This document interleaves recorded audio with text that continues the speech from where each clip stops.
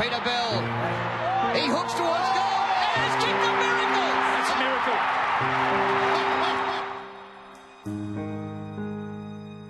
miracle. For the first time in my career, I felt like there were just tiny little corners that I was cutting and I couldn't live with myself, so I just pulled the pin.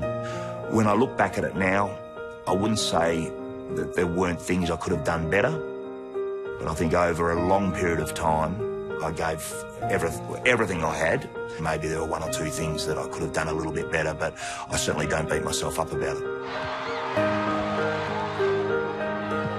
Peter Bell aiming for goal number 3 for the term. It is a unique story, my story, the fact that, I could be born in a country like Korea and then wind up making a profession, making a career in Australia, playing a uniquely Indigenous game. So that was a real driving force, this wonderful opportunity that allowed me to end up playing Australian rules football for close to 15 years professionally and many more years before and after that. It was a great motivating force all through my career. I really wanted to make the most of it. Gets it across towards Bell. Bell from 35 metres out. I think he's got it. Had a year of senior footy at South Fremantle, played quite well, and then was one of the first players drafted or picked by Fremantle. My playing style probably didn't suit the way Jared Neesham wanted his team to play. It's a horrible feeling having your dream taken away from you when you're still sort of 19 years of age. I went in there and I just remember the message that was given to me and I was feeling quite dizzy and everything was going blurry. I couldn't believe it was happening. This was my dream that was going to be snubbed out before it had even started.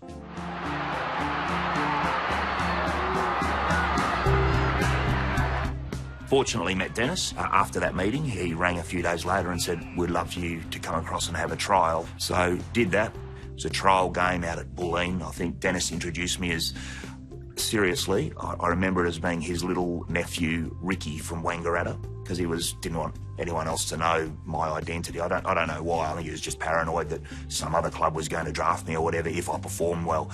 I didn't tell him selectively that there'd been no other interest from any other club at all. Number 26, Peter Bell. It was surreal playing in a premiership 1 year after being delisted. You go from great disappointment to absolute euphoria.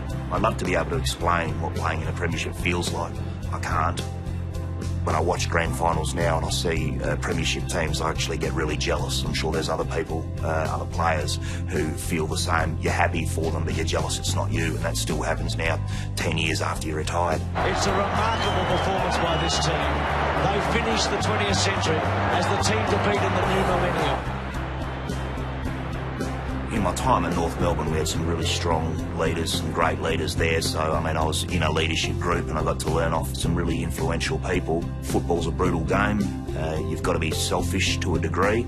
But when you get a bit more experienced and perhaps you're not under the pressure of being selected every week, you can afford to be a bit more outward looking. Hopefully that was something I developed towards the end of my time at North Melbourne and certainly at Fremantle.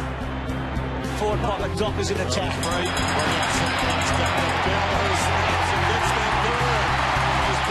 Inside the 50, they lead towards him.